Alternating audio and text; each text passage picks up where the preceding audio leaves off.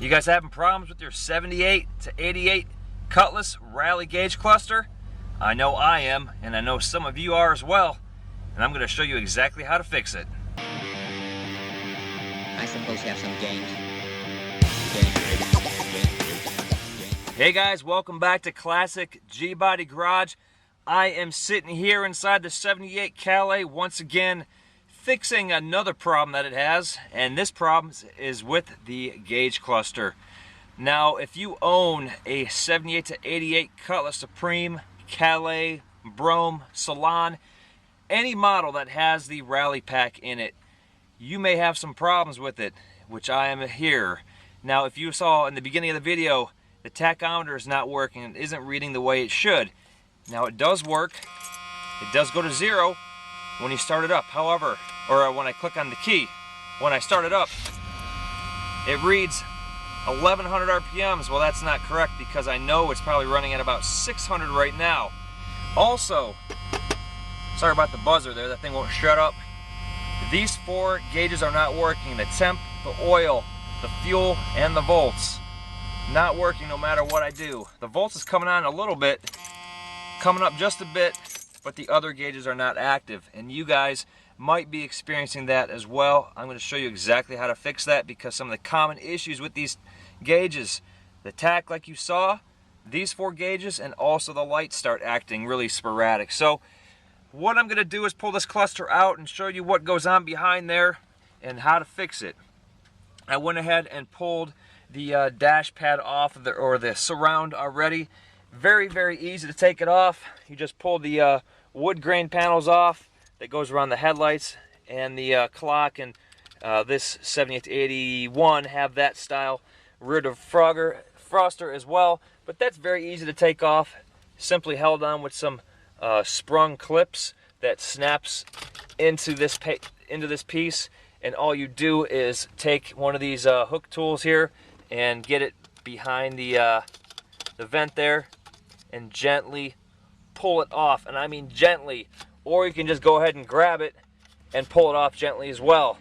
Once you get those off, well, first you take off the screws that run along the bottom there, and then there are some screws that hide behind the wood grain pieces as well. So once you pull that off, you can easily get to the gauge cluster. So I'm going to go ahead and pull the gauge cluster off, which is held on by 4 screws as well on the white part. There are 2 screws. Let me get the camera around here. 2 screws next to each other all the way around, while the inner screws hold on the lens. The outer screws on the white part right here, that holds in the cluster. So remove those 4. Once those 4 are out, close the door. You're gonna the next thing you're gonna be concerned about is the speedometer cable, which you're gonna have to feed through the firewall. Speedometer cable is located right next to the brake booster. Goes through the firewall right here through this grommet, which is loose, but the cable just slides in and out. So once you pull the gauge cluster out, you have to figure out how to slide the speedometer cable through. So let me go ahead and loosen up the gauge cluster, and then I'll show you guys how to unhook the speedometer cable behind that. Alright, last screw is out. Now carefully pull the cluster out. I could already tell someone's been back here because there are a bunch of screws missing on this lens. The lens is all loose on it, so someone's been in here already, just like the rest of this car. Carefully pull it out, and the speedometer cable will be attached. Actually, this one's not even attached. Well, there you go. That's why my speedometer isn't working, because the cable isn't even hooked up. The cable's not even to be found. Normally the cable's sitting right here attached to the back of the cluster, and what you do is there's a little clip that holds the cable on, and then you unclip it. So this one's already out. I gotta find the speedometer cable, fish it out of there if it even exists, back in there. Hopefully it's not broke, but let me get this cluster out here and in the light so you guys can see what happens back here. So let me just set it on the little driveway right here. Alright, and I'll flip it around carefully. Okay, so you see these bolts right here, these little sheet metal bolts. 1, 2, 3, 4, 5 of them. These 5 make contact with those 4 little gauges that you see, the volts, the temp, the oil, and here is the circuit board. The circuit board is basically just plastic and copper foil. Now what happens over time is expansion and contraction, heat and cold cycles. See that? These nuts get loose. And what happens when these nuts get loose? It doesn't make contact with the foil and the gauge. And then those gauges quit working.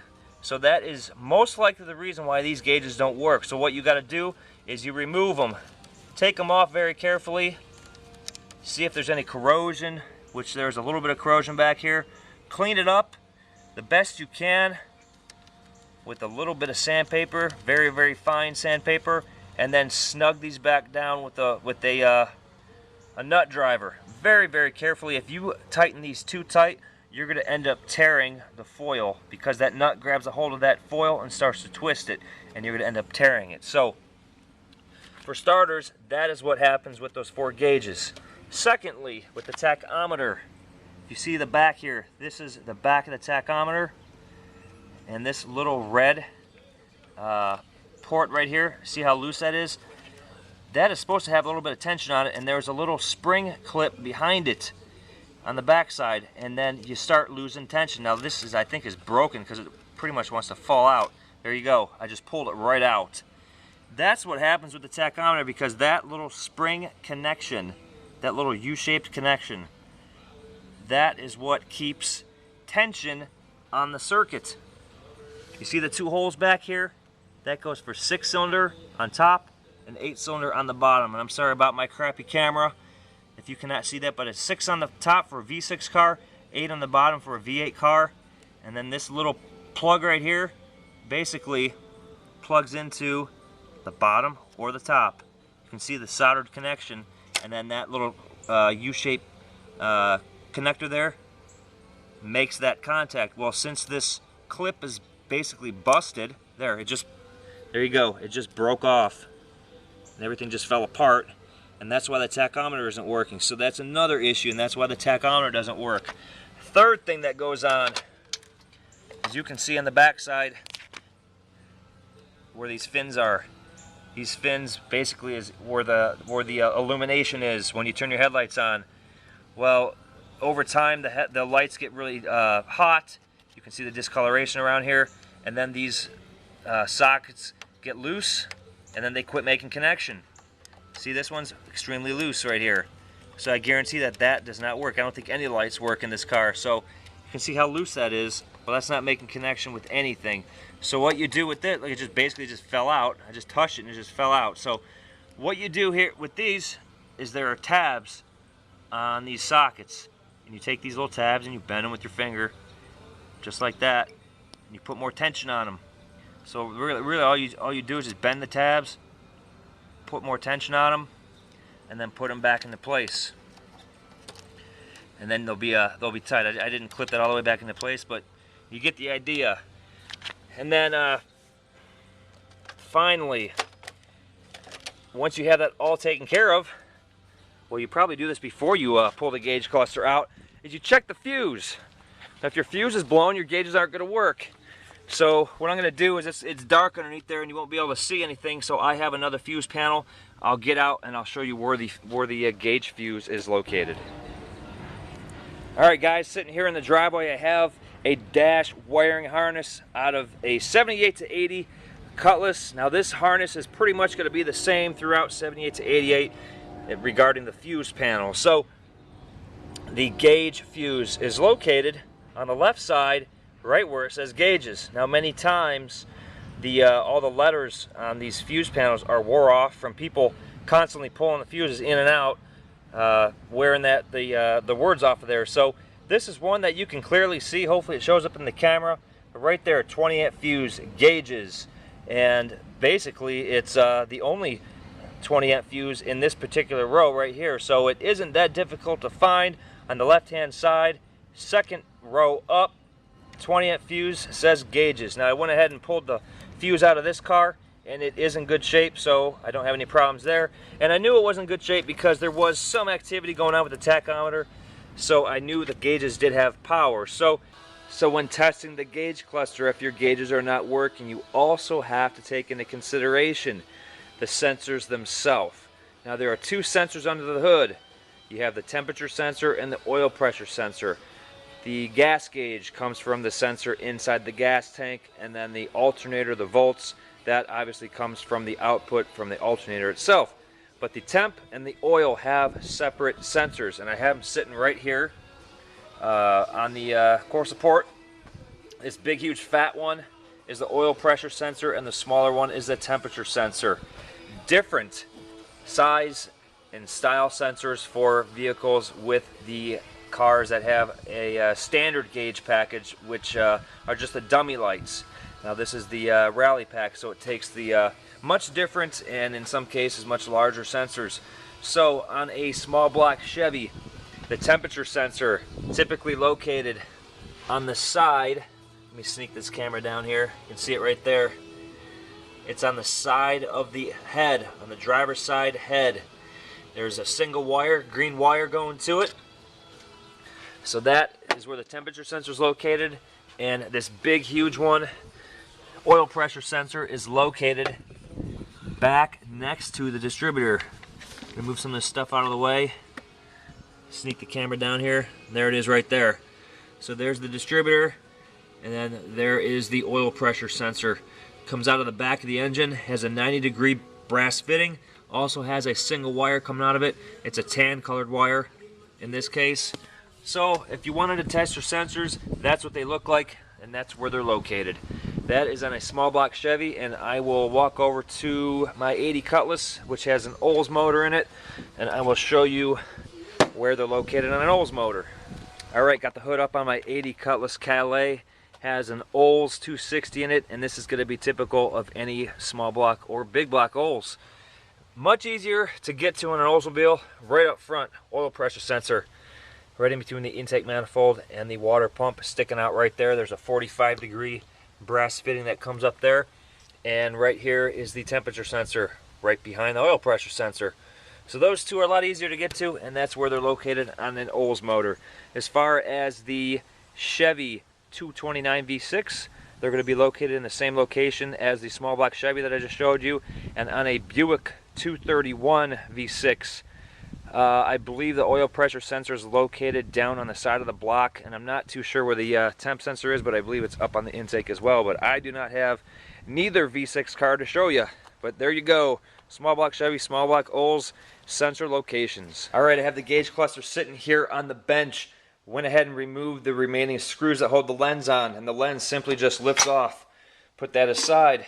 Underneath that, you have a black bezel. That just lifts off as well. Now, once you get inside with the gauges, this bezel as well, this is for the dummy lights. This just comes out simply as well. And then the gauges are held in with a series of 1/4-inch screws. Now, what I need to do is remove the tachometer because you saw the jumper plastic pin is broken. So what I need to do is remove it, and I have to solder the jumper back in place because that particular plastic jumper, I don't think it's available unless I find something on eBay or something in my parts stash. But these gauges are just held in with some screws. Removing these. These two hold in the speedometer. So I have to remove this first because the tachometer is held on underneath the speedometer. So I'll just remove all three of these, and then the speedometer lifts out of place. If I can do that with one hand. Need to put, there we go. There you go. Speedometer pulls out of place. Set that aside. This is for the turn signals and the bright lights. That just pulls out of place. And then the tachometer, which I don't know if I'm going to be able to do this with one hand. There we go. That just snaps out of place. Everything is just held in place with screws. And then let me put that aside, move that out of the way, and flip this thing around. Now, like I showed you, these are the two leads for 6-cylinder and 8-cylinder. And on this side, turn it around, 6-cylinder, probably can't see that, is on the top. And that is the top one here. 8-cylinder is on the bottom. So what I need to do is solder a jumper wire here to here. If you got a 6-cylinder, you solder it here to here. So I'm going to go ahead and solder that. You have to be very, very careful that you don't burn anything or heat things up too much and you start unsoldering leads that you don't want to solder or get unsoldered. So I'm going to go ahead and solder those two together and get this thing back together. Alright, I got the jumper wire soldered on here, and what I used was a piece of house wire, solid copper house wire. Set this piece of wire on the soldering iron, got it really, really hot, took a little bit of solder, put some solder on either end while it was sitting on the soldering iron. Then I just took a pair of pliers, picked it up off the soldering iron while it was still hot, and set it on the lead right there. And these leads, the circuit board already has solder on them, so what this basically did was the hot copper wire with the solder already on it melted itself to the circuit board, and it's not going anywhere. So let's hope that that works. That's the first time I've done that, because normally I've had replacement pieces of this plastic clip right here, and I don't have any left. So I had to go ahead and solder this jumper wire on here, and then this is what the spring clip looks like to begin with the clip going through there. Well, that is all busted up. So there you go. Wire is soldered in there. I'm going to get this thing all back together, and then I'll show you guys how to go about fixing these lights as well. Okay, what I'm doing is pulling each one of these light sockets out. I'm bending the tabs with the bulb out. Here are the two tabs, one on each side. Bending the tab towards the center, putting tension on each one of them, plugging the bulb back in, and then going ahead, and I have a battery right here, a car battery, and plugging it in or hooking it up and making sure the bulbs, each one of the bulbs work, because obviously you don't want to go through all this hassle and then to find out that the bulb itself is burned out. So testing each one of these bulbs and then putting it in carefully, of course. And then what I'll do when I'm done with each one of these is I will hook up the gauge cluster with these little alligator clips, and then go ahead and make sure all of the lights work as they should. So I'll show you that here in a minute. While you have all the sockets out and you have the bulbs out, also besides the two tabs on the outside that you're bending towards the inside, there are also some tabs inside the socket that make contact on the bulb itself. Go ahead and take a small screwdriver and bend those tabs towards the inside to put more tension on them so the bulb itself makes contact. Okay, well, since I have the gauge cluster out, I figure I might as well just gut this thing completely apart so you guys can see exactly what it looks like once it's all apart. I pulled out the small gauges, and you can see the back side are just a bunch of threaded studs that fit inside of each one of these clips. So what I did was, since I have these apart, I just took a pair of needle nose pliers and squeezed these together towards the base and put tension on each one of them. So they grab a hold of these threaded studs here a lot tighter. So I went ahead and did that. I'm going to put these gauges in and move on to the next item. Okay, next up in line here is taking care of these nuts here that come loose. I went ahead, took them all off, took some fine sandpaper, sanded the backside of the nuts, lightly sanded the copper film, and snugged them back down. Now, like I said, this is a very, very thin copper film, almost like a copper foil. And if you over tighten these, you're going to tear the copper foil. So I fixed that. I fixed the lights, and now I'm ready to test the lights. I have a 12-volt car battery here, and I did find a tear in the film, the foil, so I went ahead and fixed it with a blob of solder. It's kind of a messy job, but it does the job. And what you want to do is check all of the rows, make sure there isn't any breaks, any major corrosion, any burnt areas, maybe something fried in here. So went ahead and fixed all the lights, and I will go ahead and hook this up. Let me unplug my light, get a little bit darker in here, and I will show you that all of the lights are working. All right, there we go. So the top light's working, the bottom light, and then I have a bottom light right there, and then one that shines behind the gauges, you can see. So everything is working as it should. Everything's lighting up as it should. So what I'm going to do next is go ahead and put the cluster, let me unplug this carefully, flip this back around. What I'm going to do is put the cluster back in the car as is. I'm not going to put it together just yet because I want to make sure everything works. So if you look at the back side here, this is where the main plug plugs in. So I will show you what to do with the main plug, but you're going to want to make sure all of these connections are not coming apart. The foil is coming unlaminated from the plastic. Make sure everything's in good shape, no corrosion. So the plug that plugs in here, I'll show you what to do next. You'll want to put tension on each one of the prongs that touch these copper elements right here. Alright, so here's the main plug I was talking about that plugs in the back of the cluster. You can see all of these electrical connectors right here. They lose tension over time. They are kind of spring-loaded. They do have a bend to them. So what you'll want to do is take yourself a little tiny screwdriver and stick the screwdriver underneath each one of these tabs, bend it up, and put a little bit of tension on them so these connectors make contact with all those little copper foil contacts on the back of the gauge cluster. And like I said before, you're just basically putting tension back on everything that had tension on it when it was new. Because as these cars age, everything loses tension and loses connection. Alright guys, I'm in the dark. I put the gauge cluster in without putting the lens on it, and I wanted to show you guys all the lights, how they work. Let me go ahead and fire up the car. Generator light comes on, the brake light comes on. There you go, the fasten seatbelt light just came on, so I might have to recheck that bulb. Go ahead and start it up. Generator light shuts off the way it should. Let me plug in the seatbelt so this buzzer stops. Seatbelt light is still on. I think there's something screwed up in the steering column, and also the brake light is on because I know the brake pedal is a little bit soft. I have to put a wheel cylinder in it, so that should take care of that. Anyways, that's another video.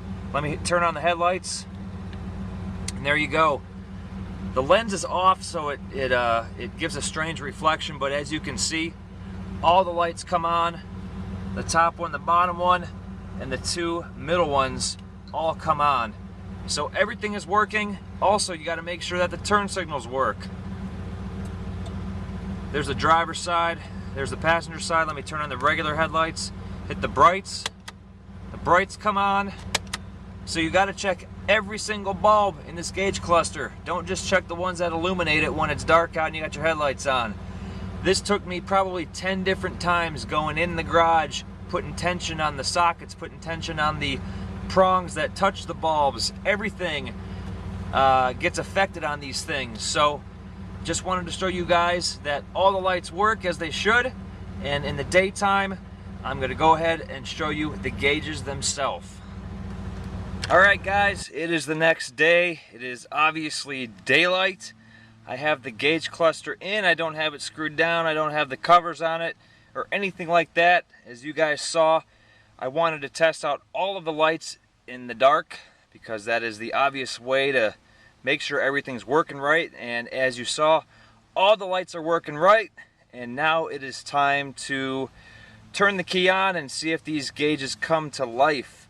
As you saw, nothing was happening before other than the tachometer having a little bit of activity here and there. Otherwise, nothing worked. None of the lights worked. None of these little gauges worked. None of the lights worked over here. But now, like I said, we are testing the gauges. So I'm going to give the gas pedal a little pump. Let me just click the key forward. And there you go. You can see the gas gauge volts came to life. The tachometer dropped to 0. Let me turn that back. There we go. We do have some activity. So let's fire this thing up. This thing starts up nice now since I rebuilt that carburetor. One pump of the gas and fired right up.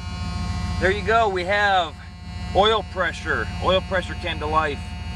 The volts were charging. Tachometer's working.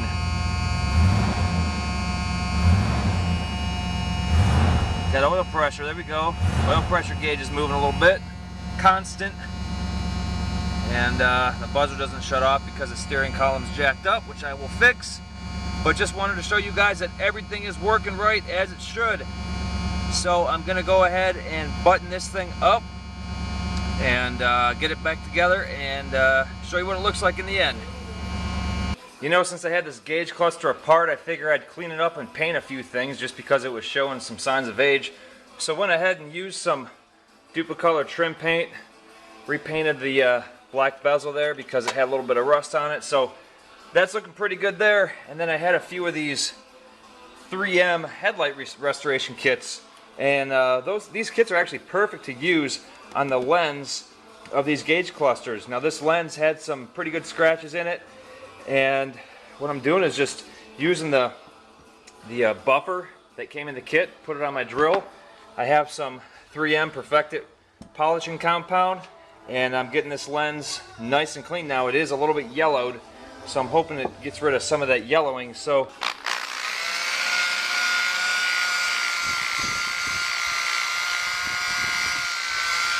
alright, the dashboard is all back together. The gauge cluster is in and looking good. Let me fire this thing up one more time just so you can see that everything is working properly. There we go. Oil pressure is working. I can see how much gas I have in here now, so I need to go get some gas in this car. Volts charging, tachometers revving, and everything is working as it should. So there you go, guys. That is how you fix a gauge cluster that is giving you problems. Typical problems, like I said, 4 little gauges not working, tachometer jumping all over the place. Go ahead, gently take it apart like you saw, and reapply tension to all of those little electrical connectors, because that is what happens with the hot and cold cycles, expansion and contraction, and just age. Everything loses tension, and you basically have to go back through the entire thing and put tension back on those electrical connectors to get everything working as it should. And as you saw, it is trial and error. It does take, you know, a little bit of time pulling the cluster out, putting it back in, going through each socket like I showed you.